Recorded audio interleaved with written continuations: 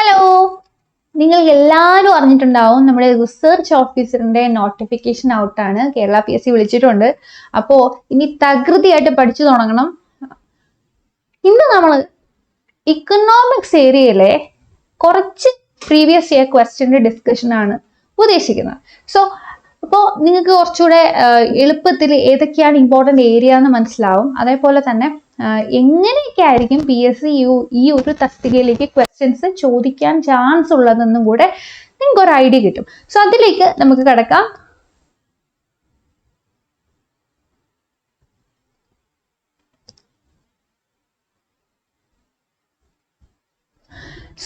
First question.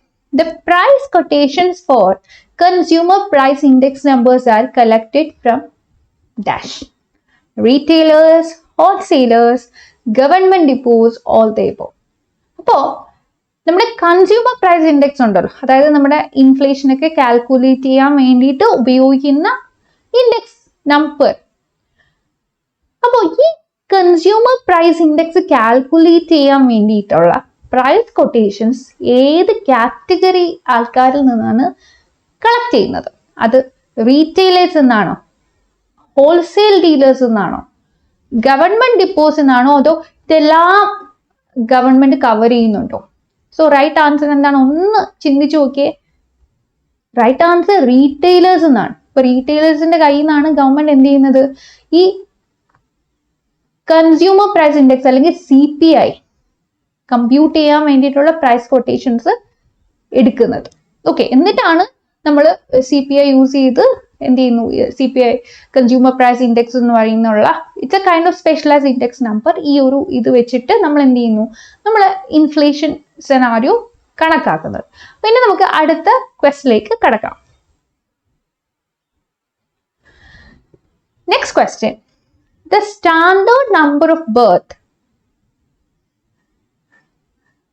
10,000 originating a life table is called dash. Birth rate, radix, cohort, all the above. അപ്പോൾ നമുക്ക് life table നിങ്ങൾ കേട്ടിട്ടുണ്ടായിരിക്കും. എന്താണ് life table? Life table കൊണ്ട് ഉദ്ദേശിക്കുന്നത് നമുക്ക് നമ്മുടെ പോസിബിലിറ്റി ടു ലിവ് ഇതാണ് കാണിക്കുന്ന ലൈഫ് ടേബിൾ. അപ്പോൾ ലൈഫ് ടേബിളിൽ സർവൈവൽ റേറ്റ് കാണിക്കും, അതേപോലെ തന്നെ ഡെത്ത് പോസിബിലിറ്റിയും കാണിക്കും. അപ്പോൾ നമ്മൾ ഏതെങ്കിലും ഒരു പെർട്ടിക്കുലർ ഏജ് ഗ്രൂപ്പിൽ പെടുന്ന ആളാണെങ്കിൽ അടുത്ത വർഷം നമ്മൾ ജീവിച്ചിരിക്കാനുള്ള റേറ്റും അല്ലെങ്കിൽ പോസിബിലിറ്റിയും, അതേപോലെ നമ്മൾ മരിച്ചു പോകാനുള്ള ഒരു പോസിബിലിറ്റിയും ബേസ്ഡ് ഓൺ നമ്മുടെ ഏജ് ഈ ലൈഫ് ടേബിൾ നമുക്ക് കാണിച്ചു തരും. അപ്പോൾ ഈ ലൈഫ് ടേബിള് നമ്മൾ നോക്കുമ്പോൾ the standard number of birth 10,000 ഇത് നമ്മൾ എന്തിന്റെ ബേസിസിലാണ് നമ്മൾ എടുക്കുന്നത്? അതിനെന്താണ് പറയുന്നത്? ബർത്ത് റേറ്റ് എന്നാണോ, റാഡിക്സ് എന്നാണോ, കൊഹോർട്ട് എന്നാണോ, ഓൾ ദ എബോവ് ആണോ? നമ്മൾ നോക്കുമ്പോൾ നമുക്ക് കാണാൻ പറ്റും ഈ പേര് it's called radix. Okay, radix ആണ് കറക്റ്റ് ആൻസർ. ഇവിടെ നമ്മൾ എന്താണ് ഇതൊരു ഡെഫിനറ്റ്ലി നമുക്കൊരു കമ്പാരിസൺ ഒക്കെ നമുക്ക് ഹെൽപ്പ് ചെയ്യുന്നുണ്ട്. നമ്മുടെ ലൈഫ് ടേബിൾ മനസ്സിലാക്കിയിട്ടുണ്ടെങ്കിൽ ഡെഫിനറ്റ്ലി ഒരു രാജ്യത്തിന്റെ യഥാർത്ഥ ഡെവലപ്മെന്റ് എത്രത്തോളം ആണെന്ന് മനസ്സിലാക്കാൻ പറ്റും. അതായത് ഒരു പെർട്ടിക്കുലർ ഏജ് ഗ്രൂപ്പിൽ നമ്മൾ ബിലോങ് ചെയ്യുമ്പോൾ നമ്മൾക്ക് സർവൈവ് ചെയ്യാനുള്ള അടുത്ത വർഷം ഇതേ സമയത്ത് നമ്മൾക്ക് സർവൈവ് ചെയ്യാനുള്ള പോസിബിലിറ്റി ആണ് കൂടുതലെങ്കിൽ അത് കാണിക്കുന്നത് ആ രാജ്യത്തിന്റെ ഡെവലപ്മെന്റ് ആണ്, അപ്ഗ്രഡേഷൻ ആണ്. പക്ഷെ അവിടെ ഡെത്ത് റേറ്റിന്റെ പോസിബിലിറ്റി ആണ് കൂടുതൽ, അല്ലെങ്കിൽ ഡെത്തിലോട്ട് പോകാനുള്ള ഒരു പ്രോബബിലിറ്റി ആണ് അവിടെ കൂടുതലെങ്കിൽ ഡെഫിനറ്റ്ലി അത് കുറച്ച് പ്രശ്നമാണ്. രാജ്യത്തിന്റെ ഡെവലപ്മെന്റിന്റെ ഒരു പോരായ്മ തന്നെയാണ് അവിടെ കാണിക്കുന്നത്. ഡെഫിനറ്റ്ലി നമ്മുടെ ഓരോ വർഷം കഴിയുന്തോറും നമ്മുടെ ഏജ് ആയിക്കൊണ്ടിരിക്കുന്നു. അപ്പോൾ നമ്മൾ വയസ്സായിക്കൊണ്ടിരിക്കുമ്പോൾ ഡെഫിനറ്റ്ലി ഓരോ ദിവസം കഴിയുന്തോറും ഏജ് അനുസരിച്ചിട്ട് പോവുകയാണെങ്കിൽ നമുക്ക് മരിക്കാനുള്ള ചാൻസ് കൂടിക്കൊണ്ടിരിക്കും അല്ലെ? അപ്പോൾ ആ ഒരു പെർസ്പെക്റ്റീവിലല്ല, അല്ലാതെ ഇൻ ജനറൽ നമ്മൾ നോക്കുമ്പോൾ ഏതെങ്കിലും ഒരു പെർട്ടിക്കുലർ ഏജ് കാറ്റഗറി അവർക്ക് ഫോർ എക്സാമ്പിൾ ഒരു മിഡിൽ ഏജ് കാറ്റഗറി ഒക്കെ എടുക്കുമ്പോൾ ഏതെങ്കിലും ഒരു സ്പെസിഫിക് ഏജ് ഗ്രൂപ്പിന് ഡെത്ത് പോസിബിലിറ്റി ആണ് കൂടുതൽ വരുന്നതെങ്കിൽ ഡെഫിനറ്റ്ലി അത് പ്രോബ്ലമാണ്. അപ്പൊ ലൈഫ് ടേബിൾ വളരെ വളരെ ഇമ്പോർട്ടൻ്റ് ആണ്. ഇനി അടുത്തത് ഒരു മാച്ച് ദ ഫോളോയിങ് ക്വസ്റ്റൻ ആണ്. ഈ match the following question 5 year പ്ലാൻസിനെ ബേസ് ചെയ്തിട്ടുള്ള ക്വസ്റ്റൻ ആണ്. നമുക്കറിയാം ഇപ്പോൾ 5 year പ്ലാൻസ് ഒന്നും ഇല്ല അല്ലേ. ഇപ്പോൾ നമ്മുടെ പ്ലാനിങ് കമ്മീഷനെ മാറ്റി നീതി ആയോഗ് വന്നതിന് ശേഷം നമുക്ക് 5 year പ്ലാൻസ് ഒന്നും ഇല്ല. ബട്ട് സ്റ്റിൽ ഒന്ന് ആലോചിച്ച് നോക്കി, ഈ ഇങ്ങനെയുള്ള ക്വസ്റ്റ്യൻസ് ഇപ്പോഴും അതിൻ്റെതായിട്ടുള്ള റെലവൻസ് ഉണ്ട്. കാരണം ഈ 5 year പ്ലാൻസ് കാരണം നമുക്ക് ഒരുപാട് ഡെവലപ്മെന്റ്സ് നമ്മുടെ നാട്ടിൽ ഉണ്ടായിട്ടുണ്ട്. അപ്പോൾ പല 5 year പ്ലാൻസിനും പല ടാർഗറ്റ്സ് ആയിരുന്നു. For example first 5 year plan അഗ്രികൾച്ചറിന് ഫോക്കസ് കൊടുത്തു. സെക്കൻഡ് 5 year പ്ലാൻ വന്നപ്പോഴേക്കും അവിടെ ഫോക്കസ് ഇൻഡസ്ട്രിയൽ സെക്ടറായി. അങ്ങനെ പല 5 year പ്ലാൻസിന് ഫോക്കസ് ഏരിയാസ് ഡിഫറെൻ്റ് ആയിരുന്നു. അപ്പോൾ ഇത് ബേസ് ചെയ്തിട്ടാണ് നിങ്ങളുടെ ഈ ഒരു ക്വസ്റ്റ്യൻ ചോദിച്ചിരിക്കുന്നത്. ഇത് മാച്ച് ദ ഫോളോയിങ് ക്വസ്റ്റ്യൻ ആണ്. 2 ലിസ്റ്റ് നിങ്ങൾക്ക് തന്നിട്ടുണ്ട്, ലിസ്റ്റ് 1ഉം ലിസ്റ്റ് 2. അപ്പോൾ ലിസ്റ്റ് 1ലുള്ള ഐറ്റംസ് ഞാൻ വായിക്കാം. 3rd 5 year plan, 4th 5 year plan, 5th 5 year plan and 9th 5 year plan. And list 2ലുള്ള ഐറ്റംസ് ഇങ്ങനെയാണ്: attainment of self-reliance, growth with stability, make a self-reliant and self-generating economy, growth with social justice and equality. ഇത്രയാണ് നമ്മുടെ list 1ലെയും list 2ലെയും items. അപ്പോൾ നിങ്ങൾ list 1ലെ ഐറ്റംസിനെ list 2ലെ items ആയിട്ട് match ചെയ്യണം. അപ്പോൾ അത് റിലേറ്റഡ് ആയിട്ടുള്ള ഓപ്ഷൻസ് ആണ് നിങ്ങൾക്ക് ഇവിടെ താഴെ കൊടുത്തിരിക്കുന്നത്. ഓപ്ഷൻ എയിൽ 1A, 2B, 3C, 4D. Option ബിയിൽ 1C, 2B, 3A, 4D. Option C വരുമ്പോഴേക്കും 1D, 2C, 3A, 4B. And last option 1B, 2D, 3A, 4C.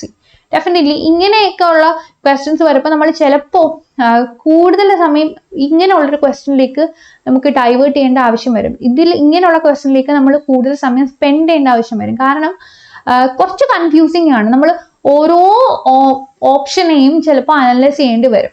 പെട്ടെന്ന് നമുക്ക് കറക്റ്റ് ആൻസർ കിട്ടണം എന്നില്ല.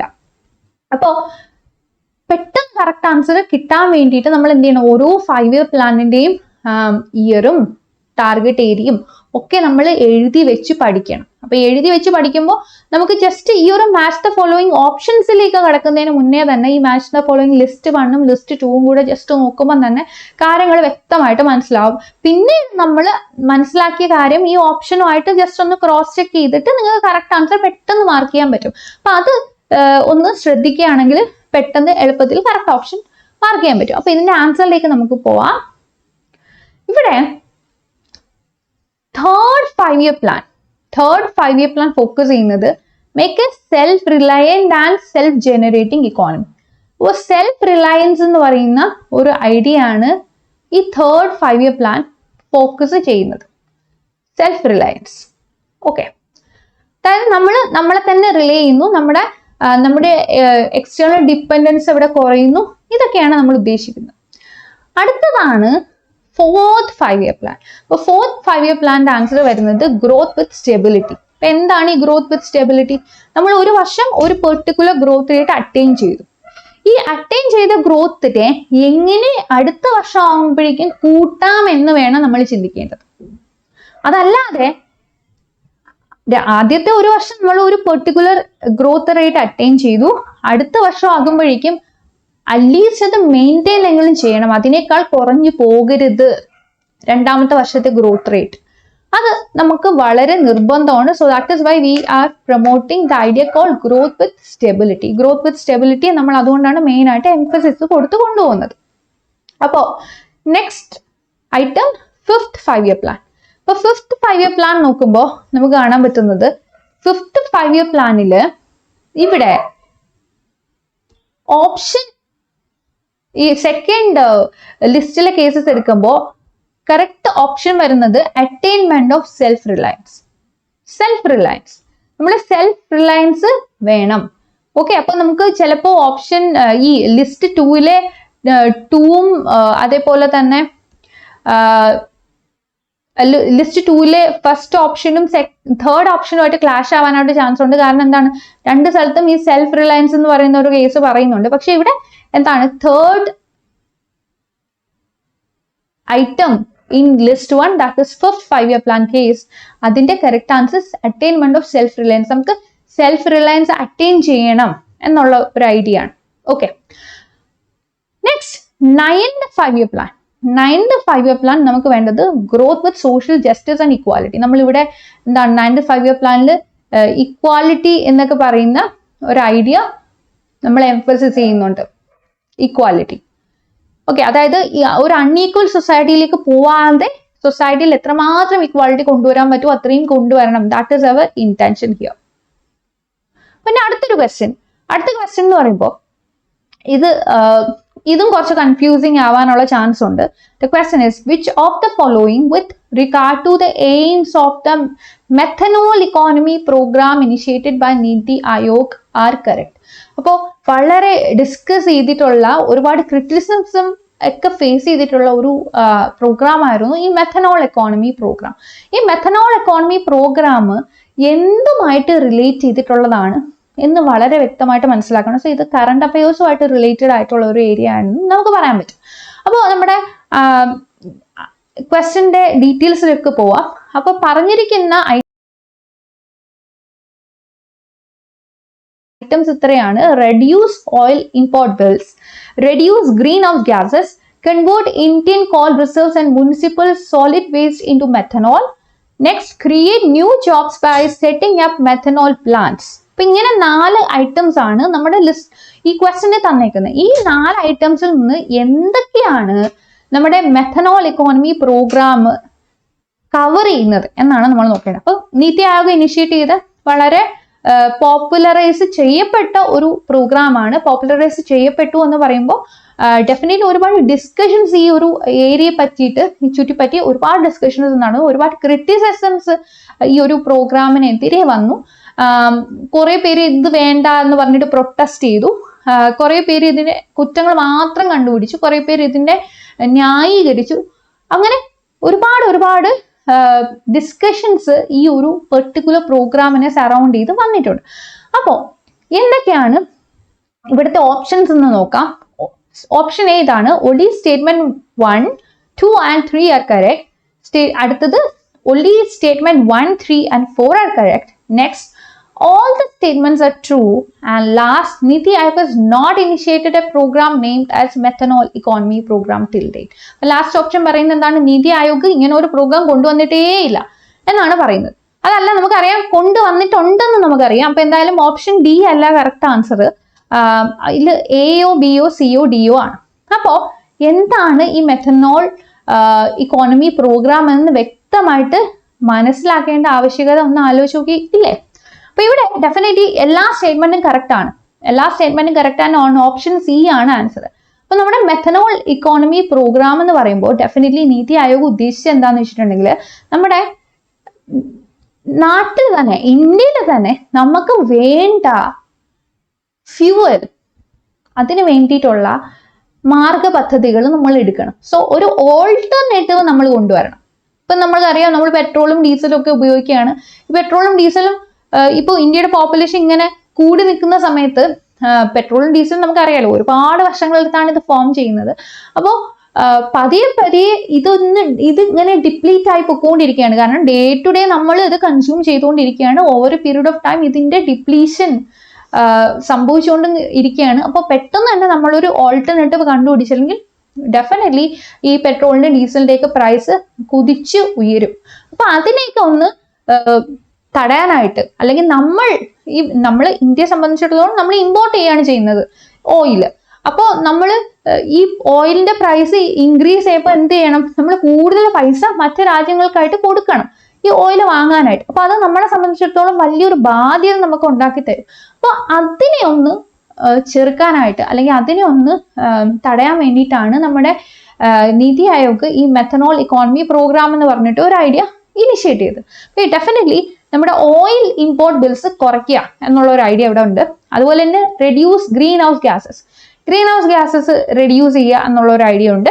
അതേപോലെ തന്നെ convert Indian call reserves and municipal solid waste into methanol. അപ്പൊ methanol നമുക്ക് എങ്ങനെ പ്രൊഡ്യൂസ് ചെയ്യാമെന്നും കൂടെ നമ്മൾ ചിന്തിക്കുകയാണ്. എങ്ങനെ നമുക്ക് മെഥനോള് റെഡിയാക്കി എടുക്കാം, നമുക്ക് മേക്ക് ചെയ്യാം എന്നുള്ള ഒരു ഐഡിയയും കൂടെ നമ്മൾ ഇവിടെ കൊണ്ടുവരുന്നുണ്ട്. And also create new jobs by setting up methanol plants. അപ്പം നമുക്ക് മെത്തനോൾ ഉണ്ടാക്കണമെങ്കിൽ, മെത്തനോൾ നമ്മൾ മാനുഫാക്ചർ ചെയ്യണമെങ്കിൽ നമുക്ക് എന്ത് വേണം? മെത്തനോൾ പ്ലാന്റ്സ് വേണം. ഇതിന് വേണ്ടിയിട്ടുള്ള ഒരു പ്രത്യേക ഘടനയിലുള്ള ഫാക്ടറി സെറ്റപ്പ് ഒക്കെ വേണം. So we call it as methanol plants. അപ്പൊ ഈ മെത്തനോൾ പ്ലാന്റ്സിന് വെറുതെ നമുക്ക് മിഷൻസ് മാത്രം വാങ്ങി വെച്ചാൽ ഇത് വർക്ക് ചെയ്യില്ലല്ലോ. So we should have some people, അല്ലെ? നമുക്ക് ലേബറും വേണം. അപ്പൊ ഈ ലേബറിന് കൂടെ ഇവിടെ ഉപയോഗിക്കുമ്പോൾ രണ്ട് കാര്യങ്ങളാണ് ഒരേ സമയം നടക്കുന്നത്. ഒന്ന്, നമുക്ക് മെത്തനോൾ പ്രൊഡ്യൂസ് ചെയ്യാൻ പറ്റും, which would be an alternative ആയിട്ട് അത് വർക്ക് ചെയ്യും.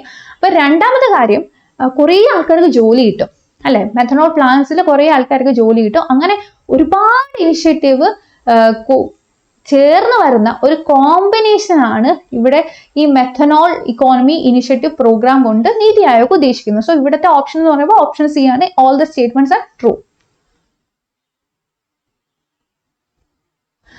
അടുത്ത question, among the following who is not a member of governing council of NITI Aayog?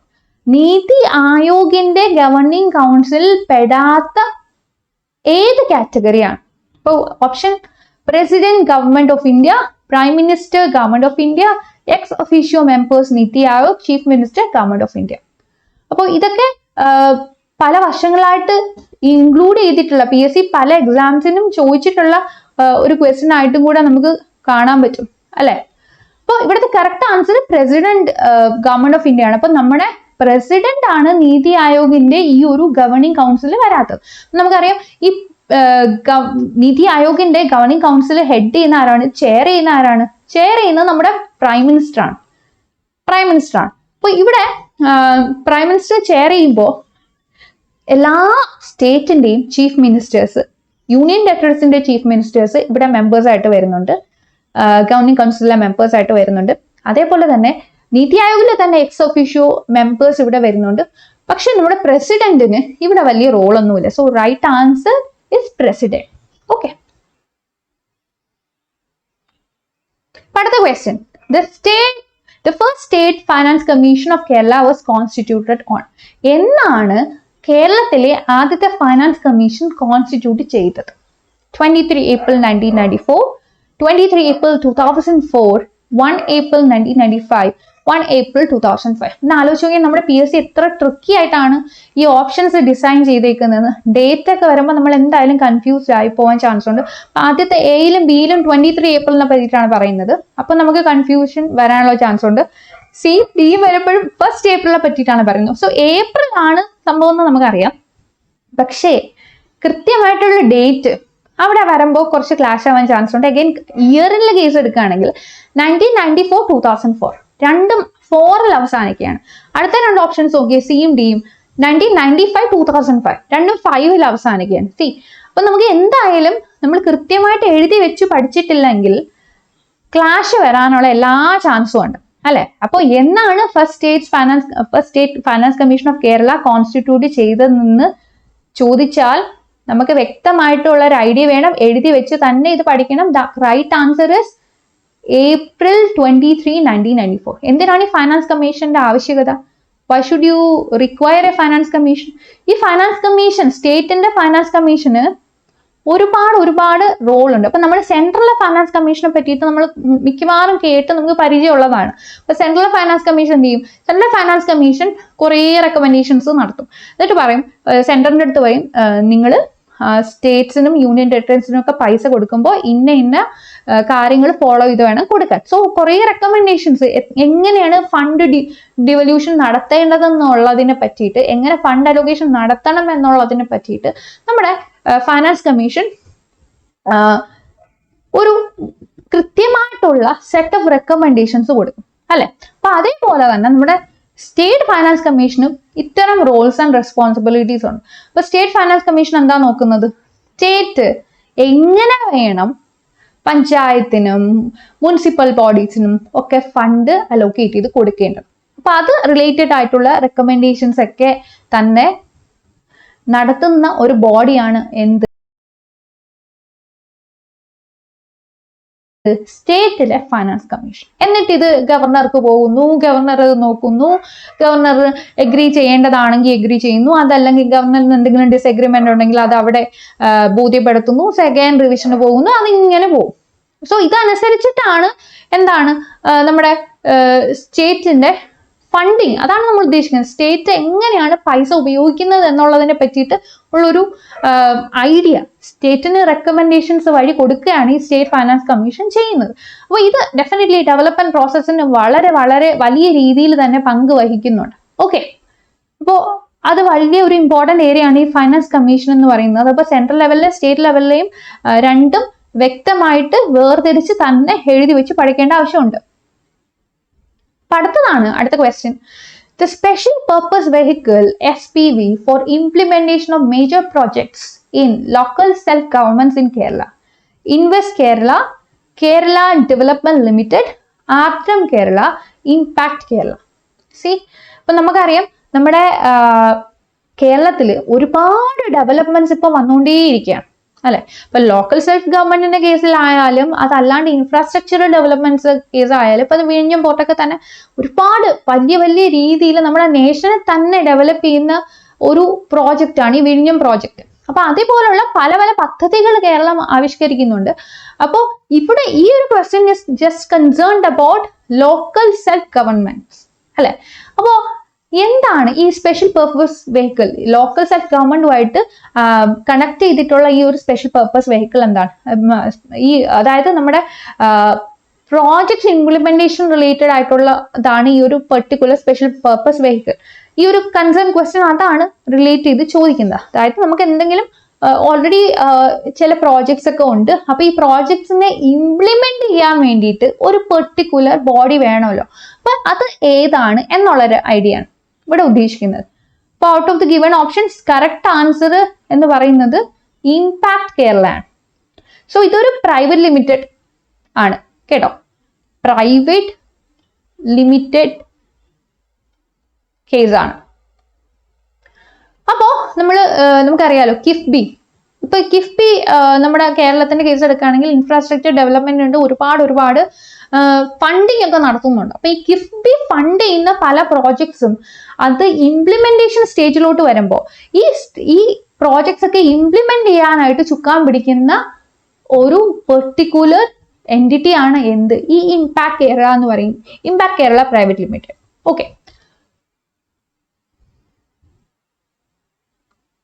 അടുത്ത question. Which among is not a part of the document submitted to the parliament along with budget speech by the finance minister? Options: statement of income from direct and indirect taxes.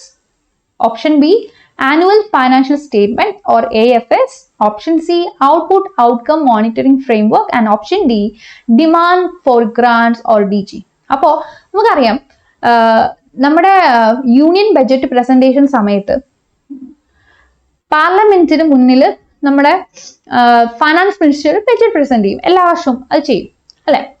അപ്പോ ഈ finance minister budget presentation നടത്തുമ്പോൾ finance minister എന്ത് ചെയ്യുന്ന വെച്ചിട്ടുണ്ടെങ്കിൽ ഈ പാർലമെന്റിന് മുന്നിൽ കുറേ ഡോക്യുമെന്റ്സ് ബഡ്ജറ്റിന്റെ കൂടെ ബഡ്ജറ്റിന്റെ ഒരു പാർട്ടായിട്ട് തന്നെ സബ്മിറ്റ് ചെയ്യും. അപ്പോ ഇതില് പെടാത്ത സെക്ഷൻ ഏതാണ് എന്നുള്ളതാണ് നമ്മുടെ ക്വസ്റ്റ്യൻ. അപ്പൊ കുറെ ഓപ്ഷൻസ് തന്നിട്ടുണ്ട്. ഈ ഓപ്ഷൻസിൽ നിന്നും ഇതിൽ പെടാത്തതാണ് കണ്ടുപിടിക്കേണ്ടത്. നോക്കിയ ക്വസ്റ്റ്യൻ വളരെ വ്യക്തമായിട്ട് തന്നെ വായിച്ചു നോക്കണം. ക്വസ്റ്റ്യന് പറയുന്നുണ്ട് നോട്ട് എ പാർട്ട്. പാർട്ട് ഏതാണെന്നല്ല, നോട്ട് എ പാർട്ട് എന്ന് ഉള്ളത് ശ്രദ്ധിക്കണം. സോ കാരണം ചിലപ്പോൾ നമ്മൾ വിട്ടുപോകും. നോട്ട് എന്നുള്ള ആ ഒരു വേർഡ് തന്നെ നമ്മൾ വിട്ടുപോകാനുള്ള ചാൻസ് ഉണ്ട് ക്വസ്റ്റ്യൻ വായിക്കുമ്പോൾ. അതുകൊണ്ട് വളരെ ശ്രദ്ധിച്ച് വായിക്കണം. Okay, so the right answer here is statement of income from direct and indirect taxes. ഇതാണ് കറക്റ്റ് ആൻസർ.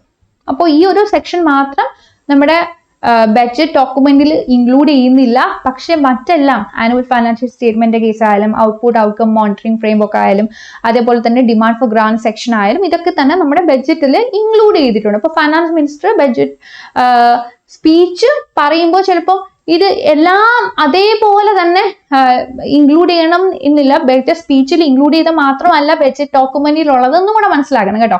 നമ്മുടെ ഫൈനാൻസ് മിനിസ്റ്റർ ബഡ്ജറ്റ് സ്പീച്ച് എന്ന് പറയുമ്പോൾ പ്രോമിനന്റ് ആയിട്ട് എടുത്തു നിൽക്കുന്ന നമ്മുടെ എന്താ പോളിസി ചേഞ്ചസ്, നമ്മൾ എന്താണ് എക്സ്പെക്ട് ചെയ്യുന്നത്, എന്തോരം മാറ്റങ്ങൾ എങ്ങനെയൊക്കെ ഏതൊക്കെ സെക്ടേഴ്സിലാണ് നമ്മൾ വരാനായിട്ട് ഉദ്ദേശിക്കുന്നത്, കൊണ്ടുവരാനായിട്ട് ഉദ്ദേശിക്കുന്നത്, അവിടെ എന്തോരം ഫണ്ടിങ് ആണ് നമ്മൾ ഉദ്ദേശിക്കുന്നത്, ഇങ്ങനെയുള്ള കാര്യങ്ങളൊക്കെയാണ് മെയിൻ ആയിട്ട് പറയുന്നത്. സോ എല്ലാം കൂടി നമുക്ക് ആ സ്പീച്ചിൽ ഇൻക്ലൂഡ് ചെയ്യാൻ പറ്റില്ല. പക്ഷെ നമ്മുടെ ഫൈനാൻസ് മിനിസ്റ്റർ സബ്മിറ്റ് ചെയ്യുന്ന പാർലമെന്റിന് മുന്നിൽ സബ്മിറ്റ് ചെയ്യുന്ന ഡോക്യുമെന്റിൽ കുറേ കാര്യങ്ങൾ ഇൻക്ലൂഡഡ് ആയിരിക്കും.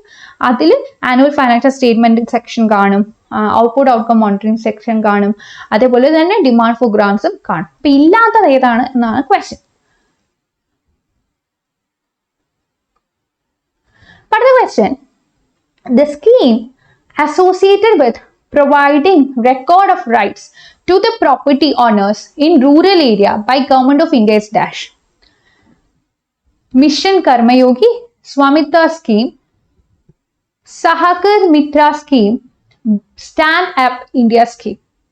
അതായത് record of rights to property owners. Property owners especially rural ഏരിയയിൽ കേസ് എടുക്കുമ്പോൾ പ്രോപ്പർട്ടി ഓണേഴ്സിന്റെ ലാൻഡ് ബേസ്ഡ് റെക്കോർഡ് കേസസ് ആണ് ഇവിടെ നമ്മൾ നോക്കുന്നത്. അപ്പോൾ അതുമായിട്ട് റിലേറ്റഡ് ആയിട്ടുള്ള സ്കീമാണ് നമ്മൾ ഇവിടെ ഐഡന്റിഫൈ ചെയ്യേണ്ടത്. അപ്പൊ നമുക്കറിയാം ഈ 4 സ്കീംസും നമ്മുടെ ഗവൺമെന്റ് ഓഫ് ഇന്ത്യയെ സംബന്ധിച്ചിടത്തോളം തന്നെ വളരെ ഇമ്പാക്ട്ഫുൾ ആയിട്ടുള്ള സ്കീംസ് ആണ്. അപ്പൊ ഇതിൽ നിന്ന് റൈറ്റ് ആൻസർ പിക്ക് ചെയ്യണം. Right answer Swamitva scheme. അപ്പൊ സ്വാമിത്വ സ്കീമാണ് എന്തുമായിട്ട് റിലേറ്റഡ് ആയിട്ടുള്ളത്? Record of right. Record of right with respect to എന്ത്? പ്രോപ്പർട്ടി. പ്രോപ്പർട്ടി. ഓക്കെ. അപ്പൊ ഇതും ഒരു കാര്യം, ഇങ്ങനെയുള്ള സ്കീംസ് വരുമ്പോഴും നമ്മൾ എന്ത് ചെയ്യണം? ഓരോ സ്കീം പഠിക്കുമ്പോഴും ഇന്ന സ്കീം ഏത് സെക്ഷനിലാണ് വരുന്നത്, ഇതെങ്ങനെയാണ് വർക്ക് ചെയ്യുന്നത്, ഇതും എഴുതി വെച്ച് തന്നെ പഠിക്കണം. കാരണം ഒരുപാട് സ്കീംസ് നമ്മുടെ ഗവൺമെന്റ് എടുക്കുന്നുണ്ട്. ഇപ്പൊ സെൻട്രൽ ഗവൺമെന്റ് ഒരുപാട് സ്കീംസ് എടുക്കുന്നുണ്ട്. ഇത് കൂടാതെ സ്റ്റേറ്റ് ഗവൺമെന്റിൻ്റെതായിട്ടുള്ള സ്പെഷ്യൽ കേസസിന് വേണ്ടിയിട്ട് കുറെ സ്കീംസ് കൊണ്ടുവരുന്നുണ്ട്. അപ്പൊ ഇതൊക്കെ എവിടെയാണ്, ഏതൊരു ഏരിയയിലാണ് വർക്ക് ചെയ്യുന്നത്, ഇതെങ്ങനെയാണ് വർക്ക് ചെയ്യുന്നത് എന്നൊക്കെ പറ്റിയിട്ട് നമുക്ക് ഡീറ്റെയിൽ ആയിട്ടുള്ള ഒരു അണ്ടർസ്റ്റാൻഡിങ് വേണം. കാരണം ഇല്ലെങ്കിൽ ഇങ്ങനെ ഓപ്ഷൻസ് വരുമ്പോൾ റൈറ്റ് ആൻസർ കണ്ടുപിടിക്കാനായിട്ട് ഭയങ്കര ബുദ്ധിമുട്ടായിരിക്കും.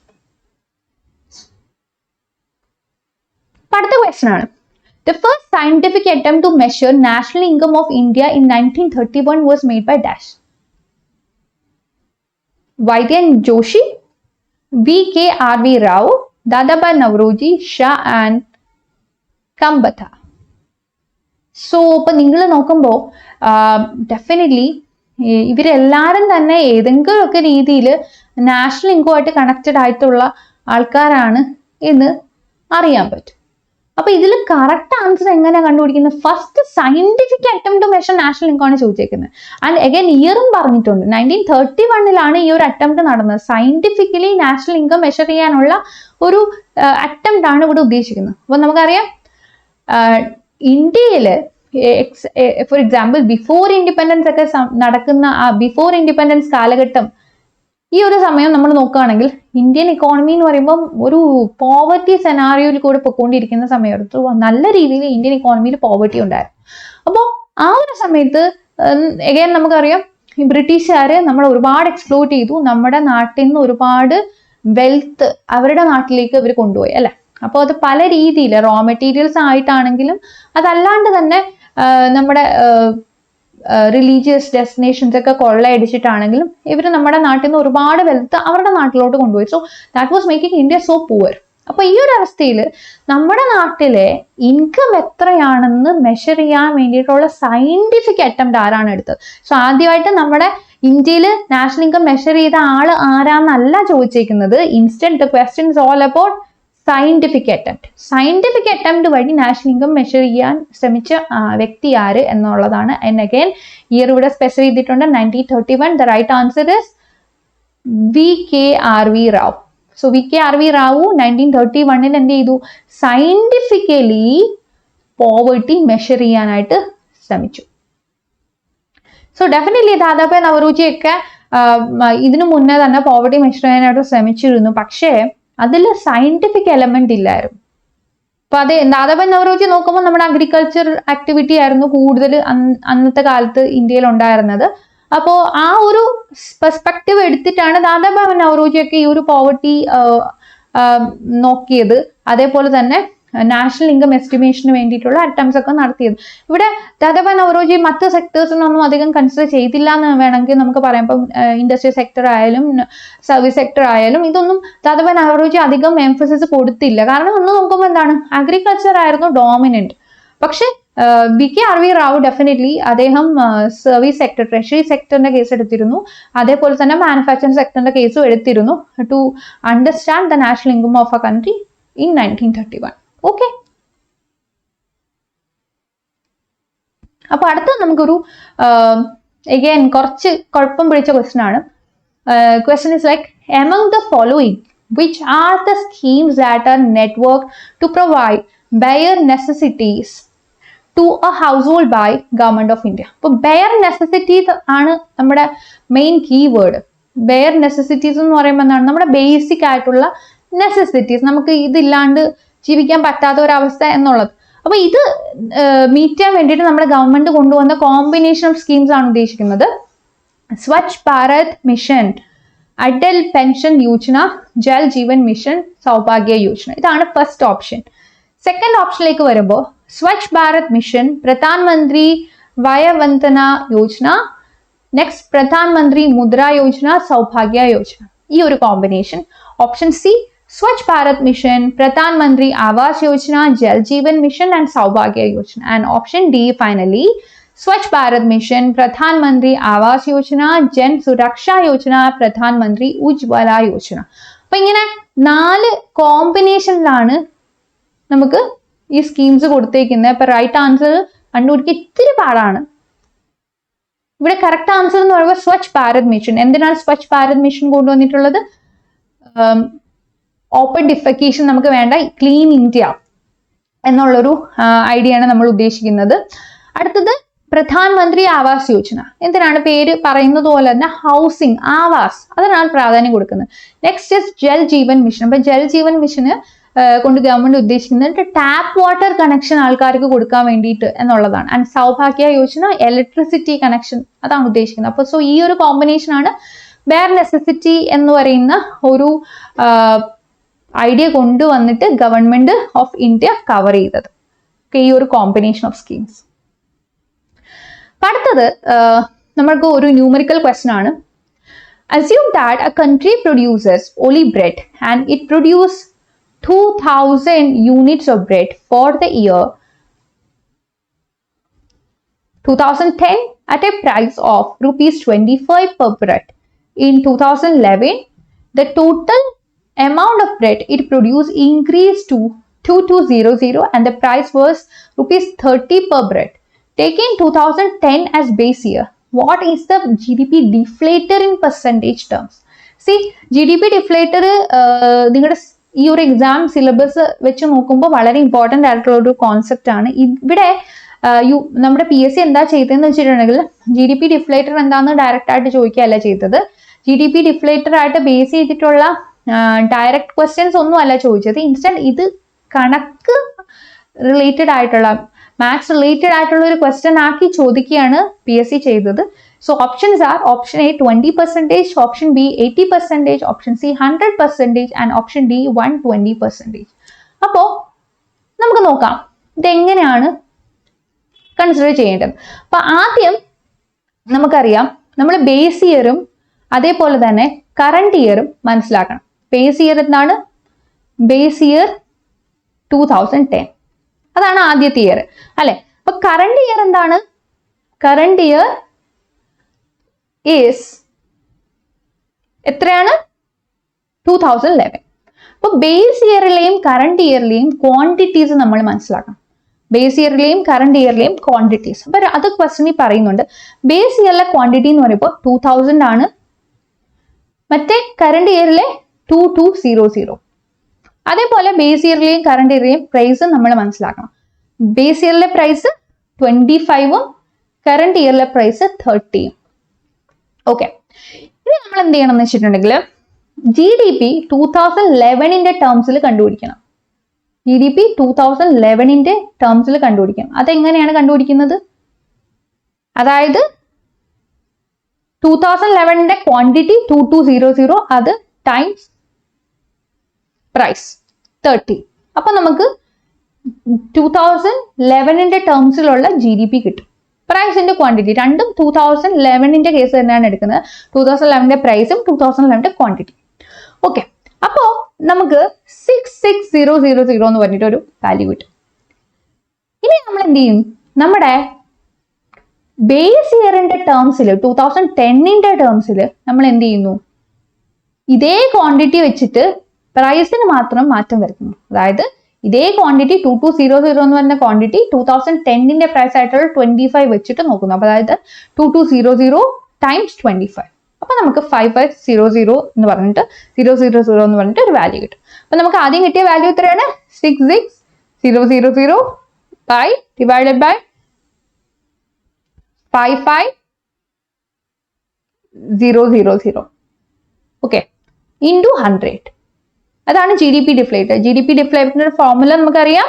അതായത് nominal GDP divided by real GDP into 100. Real GDP എന്തിനാണ് കാൽക്കുലേറ്റ് ചെയ്യുന്നത്? നമ്മുടെ ഇൻഫ്ലേഷൻ ഇഫക്റ്റ് മനസ്സിലാക്കാൻ വേണ്ടിയിട്ടാണ് നമ്മൾ എന്ത് ചെയ്യുന്നത്? റിയൽ GDP കാൽക്കുലേറ്റ് ചെയ്യുന്നത്. അപ്പോൾ നമുക്ക് ഒരു വാല്യൂ കിട്ടും. That is 120. So the right answer here is 120. Okay, 120.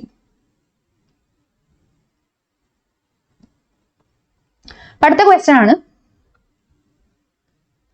ministry that is responsible for presentation or preparation of national income accounts in India. ഏത് മിനിസ്ട്രി ആണ് നാഷണൽ ഇൻകം അക്കൗണ്ട്സ് പ്രിപ്പയർ ചെയ്യുന്നത് എന്നുള്ളതാണ്. Ministry of finance, ministry of central statistical and programme, implementation ministry of national income accounting, ministry of home affairs. So വളരെ tricky ആയിട്ടാണ് നമ്മുടെ PSC ഈ options, ഈ ഒരു ക്വസ്റ്റ്യനിന്റെ ഓപ്ഷൻസ് സെറ്റ് ചെയ്തിരിക്കുന്നത്. Option A, option B, option C, option ഡിയില് നമ്മുടെ ഈ ഓപ്ഷൻ സി കാണുമ്പോൾ നമുക്ക് ചിലപ്പോൾ അതായിരിക്കുമോ എന്ന് തോന്നും. കാരണം എന്താണ്, അതിൽ പറഞ്ഞിട്ടുണ്ട് implementation ministry of national income accounting. അതായിരിക്കാം എന്ന് തോന്നും, പക്ഷെ അതല്ല. കറക്റ്റ് ആൻസറിലേക്ക് വരുമ്പോൾ നമുക്കറിയാം it is ministry of central statistical programme. നിങ്ങൾ കേട്ടിട്ടുണ്ടായിരിക്കും MoSPI, ministry of statistics and programme implementation. ഇതാണ് നമ്മളുടെ നേഷനിലെ നാഷണൽ ഇൻകം അക്കൗണ്ടിങ്ങിന് വേണ്ടി സഹായിക്കുന്ന particular ministry. Okay, so national income accounts prepare ചെയ്യുന്ന മിനിസ്ട്രി ഇതാണ്. So correct answer is option B, MoSPI, ministry of central statistical programme. അടുത്ത question, which of the following is not correct? NNP at FC is equal to GDP at MP minus depreciation plus net income from abroad minus indirect taxes plus subsidies. NDP at MP is equal to NNP at FC minus net income from abroad plus indirect tax minus subsidies. NDP at FC is equal to GNP at FC minus depreciation plus net income from abroad. GDP at MP is equal to NNP at MP minus net income from abroad plus depreciation. അപ്പോൾ option ബിയും option സിയും option ഡിയും option എയും ഒക്കെ നമ്മൾ നോക്കുമ്പോൾ നമുക്ക് മനസ്സിലാക്കാൻ പറ്റുന്നത് എന്തൊക്കെയോ കുഴഞ്ഞു മറിഞ്ഞു കിടക്കുകയാണ്. അപ്പൊ ഈ ഒരു സെക്ഷൻ വളരെ ഇമ്പോർട്ടൻ്റ് ആണ്. ഇതാണ് നാഷണൽ ഇൻകം അഗ്രിഗേറ്റ്സ്.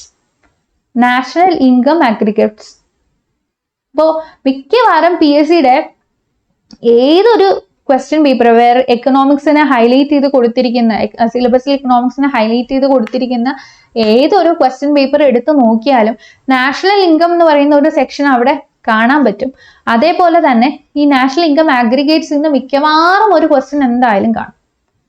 അപ്പൊ വളരെ കൺഫ്യൂസിങ് ആയിട്ട് പലർക്കും തോന്നുന്ന ഒരു ഏരിയയാണ് ഈ national income aggregates. GDP at MP എങ്ങനെ NNP at MP പോകും, GDP at FC എങ്ങനെ NDP at FC പോകും, ഇങ്ങനെയുള്ള കുറേ തന്ത്രങ്ങൾ നമ്മളിവിടെ ഉപയോഗിക്കണം. കുറച്ച് ട്രിക്സ് നമ്മളിവിടെ ഉപയോഗിക്കണം. കാര്യങ്ങൾ കോൺസെപ്ച്വലാക്കി മനസ്സിലാക്കിയാൽ മാത്രമേ നമുക്ക് ആ ട്രിക്സ് ഉപയോഗിക്കാനായിട്ട് പറ്റൂ. അപ്പൊ നമുക്ക് കറക്റ്റ് ആൻസറിലേക്ക് പോവാം.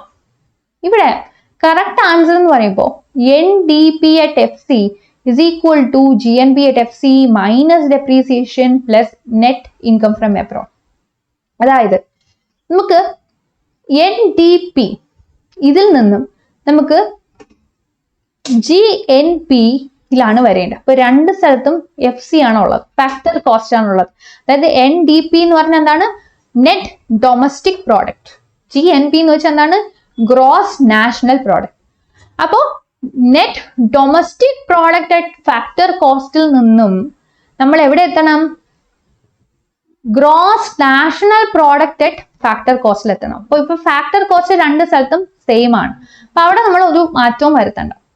അപ്പൊ ഇവിടെ ബാക്കി കാര്യങ്ങളിലാണ് മാറ്റം വരുത്തേണ്ടത്. എന്നിനെ G ആക്കി മാറ്റണം ആൻഡ് ഡിനെ N ആക്കി മാറ്റണം. ഇത്രയും കാര്യങ്ങളും ചെയ്യണം അല്ലെ.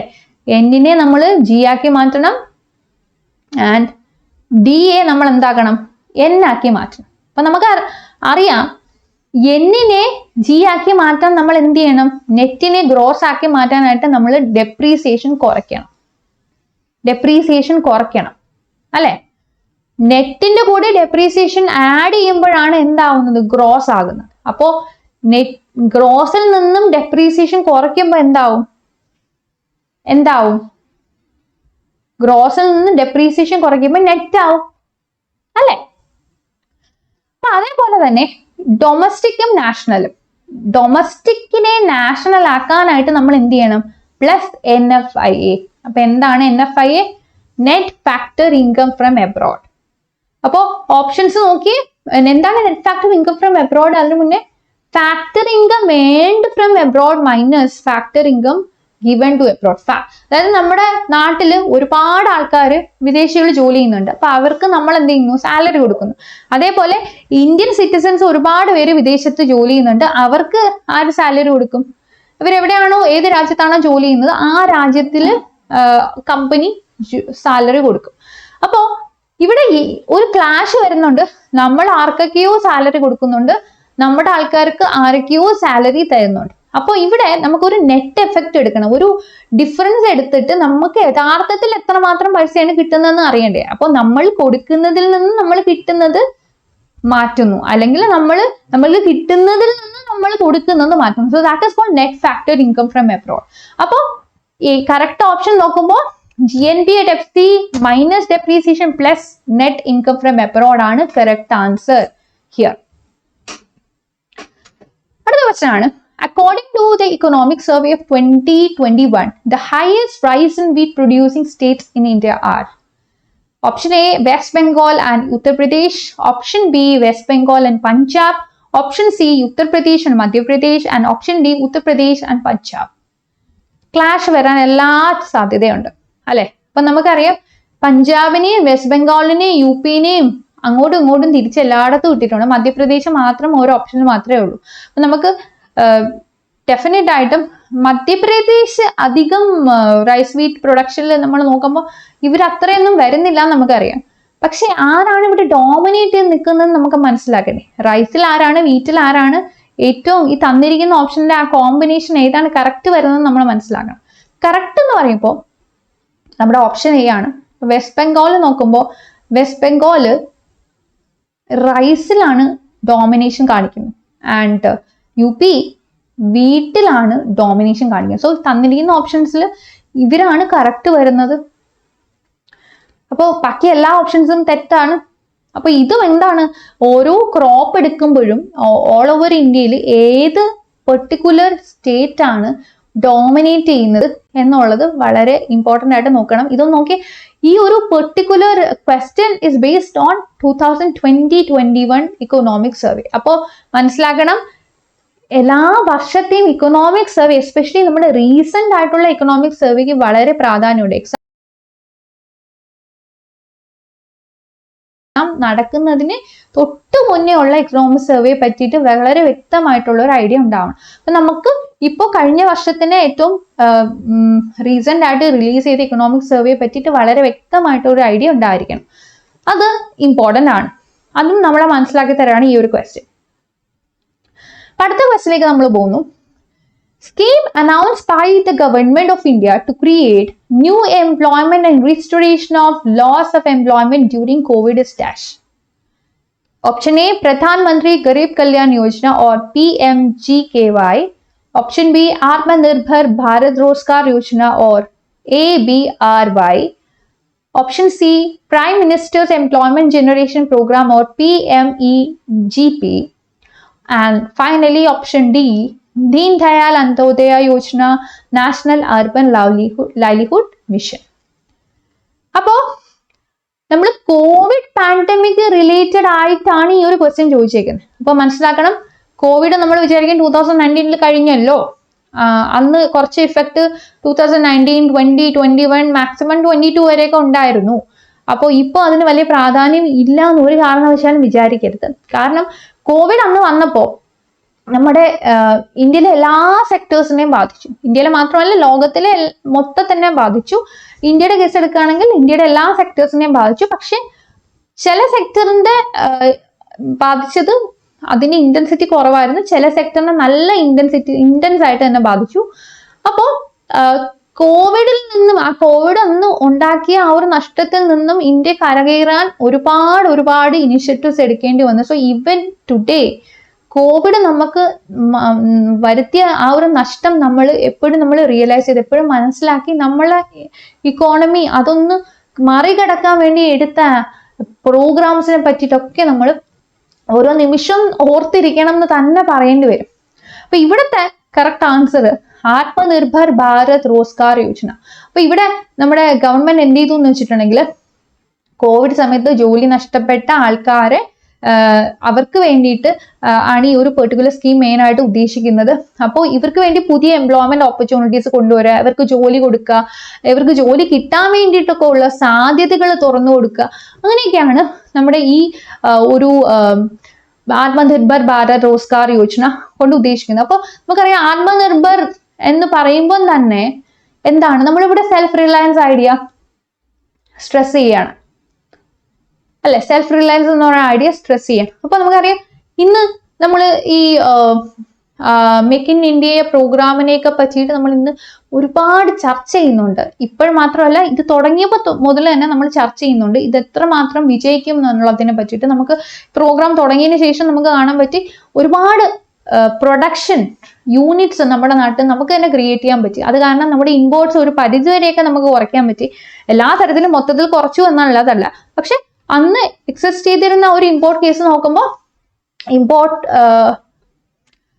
കോമ്പോസിഷനിൽ കുറേ മാറ്റങ്ങൾ കൊണ്ടുവരാൻ നമുക്ക് പറ്റി. ഡെഫിനറ്റ്ലി നമ്മൾ ടെക്നോളജി ഇമ്പോർട്ട് ചെയ്യുന്നു, മെഷീൻസ് ഇമ്പോർട്ട് ചെയ്യുന്നു, അതൊക്കെ നമ്മൾ ഇമ്പോർട്ട് ചെയ്യുന്നുണ്ട്. കാരണം നമ്മുടെ ഫാക്ടറീസിനെ പ്രൊമോട്ട് ചെയ്യാൻ വേണ്ടിയിട്ട് ടെക്നോളജിയും ഈ മെഷീൻസും ഒക്കെ നമുക്ക് തന്നെ പ്രൊഡ്യൂസ് ചെയ്യാനായിട്ട് എല്ലാ സെക്ടേഴ്സിലും അത് പറ്റില്ല, അത് ബുദ്ധിമുട്ടാണ്, അത് ഫീസിബിൾ അല്ല. സോ നമ്മൾ എന്ത് ചെയ്യുന്നു, നമ്മളെ കൊണ്ട് പറ്റാത്തതൊക്കെ നമ്മൾ ഇമ്പോർട്ട് ചെയ്യുന്നു. എന്നിട്ട് ഇമ്പോർട്ട് ചെയ്തിട്ട് നമ്മൾ നമ്മുടേതായിട്ടുള്ള തനതായ രീതിയിൽ പ്രൊഡക്ഷൻ നടത്തുന്നു. ചില സമയത്ത് നമ്മൾ അസംബിൾ ചെയ്യുകയും ചെയ്യുന്നു. നമ്മൾ പല സ്ഥലത്തു നിന്നും പാർട്സ് ഇമ്പോർട്ട് ചെയ്തിട്ട് നമ്മൾ അസംബിൾ ചെയ്തിട്ട് നമ്മുടെ പ്രോഡക്ട്സിനെ മാർക്കറ്റിൽ ഇറക്കുന്നു. അങ്ങനെയും നമ്മൾ ചെയ്യുന്നുണ്ട്. അപ്പൊ പല രീതിയിൽ എന്ത് ചെയ്യുന്നു, നമ്മൾ സെൽഫ് റിലയന്റ് ആകാനായിട്ട് ശ്രമിച്ചുകൊണ്ടേയിരിക്കുകയാണ്. ഓക്കെ, അങ്ങനെ പല ആൾക്കാർക്കും അന്ന് കോവിഡ് സമയത്ത് ജോലി നഷ്ടപ്പെട്ട പല ആൾക്കാർക്കും ഒരു റീ എംപ്ലോയ്മെന്റ് പോസിബിലിറ്റി ഒരു പ്രോഗ്രാം വഴി ക്രിയേറ്റ് ചെയ്തപ്പെട്ടു എന്ന് തന്നെ നമുക്ക് പറയാൻ പറ്റും. അടുത്ത ക്വസ്റ്റൻ ആണ്, the literacy programme for migrant workers implemented in Kerala is dash. Hamari Malayalam, that is option A. Option B is Changathi, option C Aksharam, and option D Swanidhi. C, അപ്പോൾ നമുക്ക് ഡെഫിനറ്റ്ലി കൺഫ്യൂസിങ് ആയിട്ടുള്ള ഓപ്ഷൻ ആണ്. നിങ്ങൾക്ക് ഓപ്ഷൻസ് വായിച്ചിട്ട്, ഒരുപക്ഷെ നിങ്ങൾക്ക് കറക്റ്റ് ആൻസർ അറിയില്ല എങ്കിൽ ഓപ്ഷൻസ് വായിച്ചിട്ട് ഇത് എന്തെങ്കിലും ക്ലൂ ഉണ്ടെങ്കിൽ ആ ഓപ്ഷൻസ് കറക്റ്റ് ഓപ്ഷൻ മാർക്ക് ചെയ്യാന്ന് വിചാരിച്ചിരിക്കുകയാണെങ്കിൽ നിങ്ങൾ പെട്ടുപോകും. കാരണം ഹമാരി മലയാളം നമ്മുടെ മാതൃഭാഷ മലയാളമാണ്. അപ്പൊ നമ്മുടെ മാതൃഭാഷ മലയാളം ആയതുകൊണ്ട് ചിലപ്പോൾ മൈഗ്രന്റ് വർക്കേഴ്സിനെ മലയാളം പഠിപ്പിക്കാനാണോ ഉദ്ദേശിക്കുന്നത് എന്ന് നിങ്ങൾ വിചാരിക്കും. ചങ്ങാതി, അവരെ നമ്മുടെ ചങ്ങാതിയാക്കാം എന്ന് ചിലപ്പോൾ നിങ്ങൾ വിചാരിക്കും. അതായിരിക്കും ഇവിടെ ഉദ്ദേശിക്കുന്നത്. അക്ഷരം, ലിറ്ററസി പ്രോഗ്രാം അല്ലേ, അപ്പോ അക്ഷരത്തിന് പ്രാധാന്യം ഉണ്ടല്ലോ, അങ്ങനെ നിങ്ങൾ വിചാരിക്കും. സ്വനിധി, ചിലപ്പോൾ നിങ്ങൾ സ്വനിധി എന്താണെന്ന് അറിയില്ലെങ്കിൽ നിങ്ങൾ കൺഫ്യൂസ്ഡ് ആവാൻ ചാൻസ് ഉണ്ട്.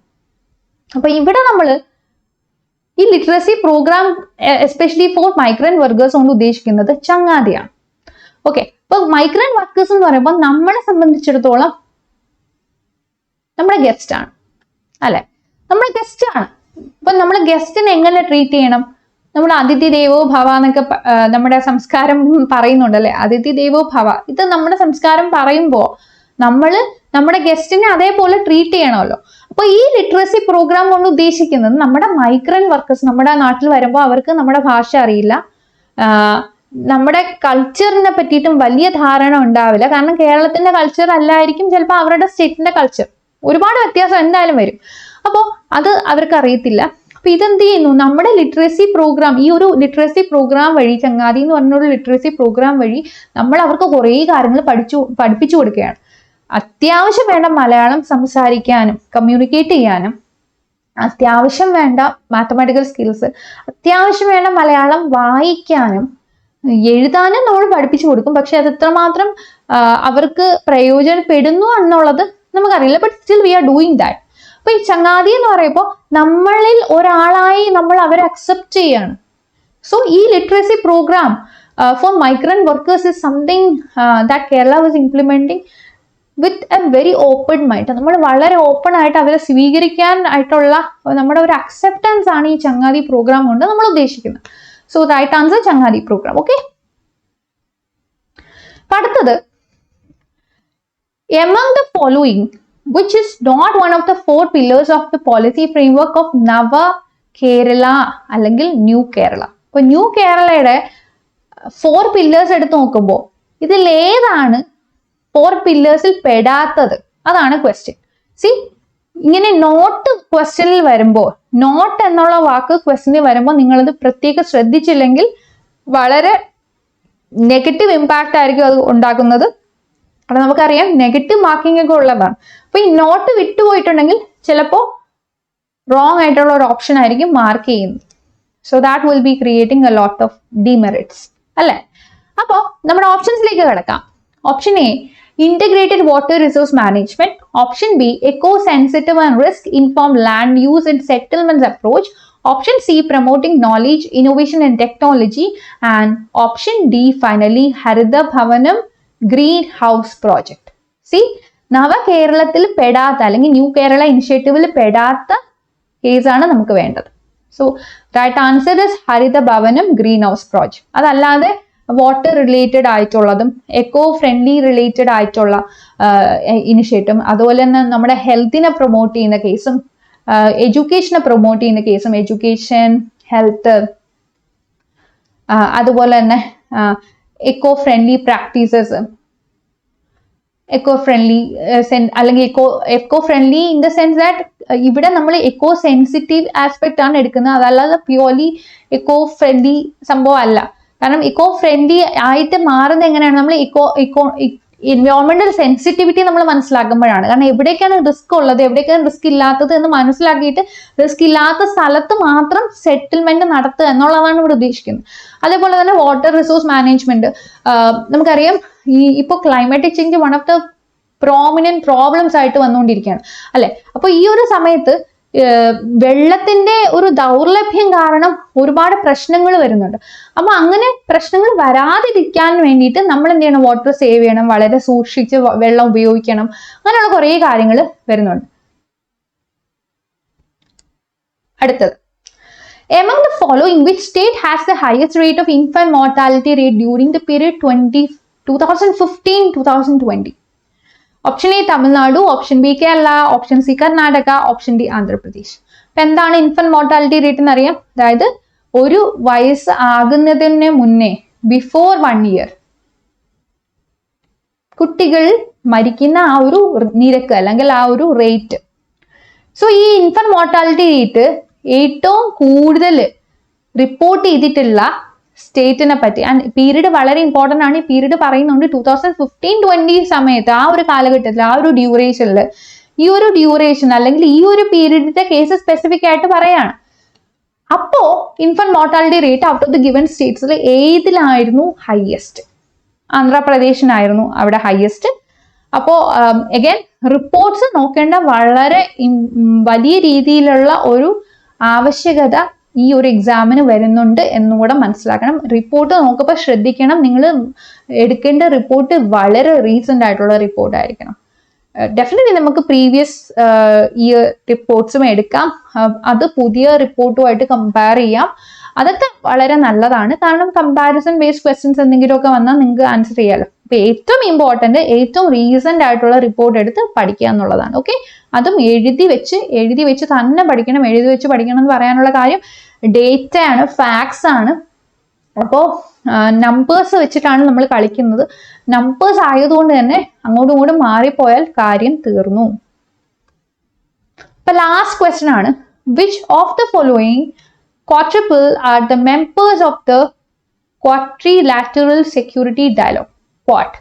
അപ്പൊ ക്വാഡിലെ, ക്വാഡ് എന്ന് പറയുമ്പോൾ ഒരു ഈ നമ്മുടെ ക്വാഡിലെ ഈ ഗ്രൂപ്പ് ഓഫ് നേഷൻസ് പറയുമ്പോൾ എപ്പോഴും ഒരു 4 ഗ്രൂപ്പാണ് നമ്മൾ ഉദ്ദേശിക്കുന്നത്. അപ്പോൾ ഈ തന്നിട്ടുള്ളതിൽ ഏത് 4 മെമ്പർ അല്ലെങ്കിൽ 4 നേഷൻ ഗ്രൂപ്പാണ് തെറ്റായിട്ട് വരുന്നത് എന്നുള്ളതാണ്. Option A China, Japan, USA, Australia. Option B Japan, USA, India, France. Option C India, Japan, Australia, Britain.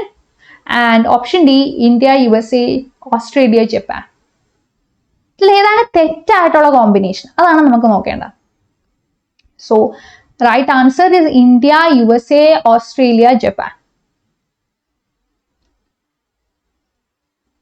Okay, so ഇത് എന്താണ്? Which of the following quadruple are members of the quadrilateral security dialogue? So this is something right, and ഇവിടെയൊക്കെ നമുക്ക് problems വരുന്നുണ്ട്. So which of the following quadruple members of the quadrilateral security dialogue? Members ആരൊക്കെയാണ്? ഏതാണ് correct combination? അത് നമ്മൾ മനസ്സിലാക്കണം. ഏതാണ് തെറ്റ് കോമ്പിനേഷൻ എന്നുള്ളത് നമ്മൾ മനസ്സിലാക്കണം. അപ്പോൾ കറക്റ്റ് കോമ്പിനേഷൻ നമുക്ക് മനസ്സിലാക്കിയ തെറ്റ് കോമ്പിനേഷൻ നമുക്ക് തീർച്ചയായിട്ടും എലിമിനേറ്റ് ചെയ്യാൻ പറ്റും, അല്ലെ? അപ്പോൾ നമ്മൾ കഴിഞ്ഞ വർഷങ്ങളിലെ PYQs എല്ലാം കൂടി എടുത്ത് നോക്കുകയാണെങ്കിൽ നമുക്ക് കാണാൻ പറ്റും പല വർഷങ്ങളിലായിട്ടും പല ഏരിയനെ അല്ല എംഫസൈസ് ചെയ്യുന്നത്. നമുക്ക് തന്നിരിക്കുന്ന സിലബസിന്റെ അകത്ത് തന്നെ കുറച്ച് ഡീറ്റെയിൽഡ് ആയിട്ട് കാര്യങ്ങളിലേക്ക് പോയിട്ടുണ്ടെങ്കിൽ, റിപ്പോർട്ട്സ് ഒക്കെ പഠിച്ച് അതേപോലെ തന്നെ റീസെന്റ് ഡേറ്റ ഒക്കെ പഠിച്ച് ബഡ്ജറ്റിന്റെയും ഇക്കണോമിക് സർവേയുടെയൊക്കെ കേസസ് എങ്ങനെയൊക്കെയാണ് പോകുന്നതെന്നൊക്കെ പഠിച്ച് പിന്നെ കുറച്ച് കോൺസെപ്റ്റ്സും ഫാക്ട്സും കാര്യങ്ങളൊക്കെ പഠിച്ചു പോവുകയാണെങ്കിൽ ഇക്കണോമിക്സിൽ നമുക്ക് മാക്സിമം സ്കോർ ചെയ്യാനുള്ള പോസിബിലിറ്റി ഉണ്ട്, അല്ലെ? അധികം പ്രയാസമുള്ള ക്വസ്റ്റ്യൻസ് ഒന്നും അല്ല, isn't it?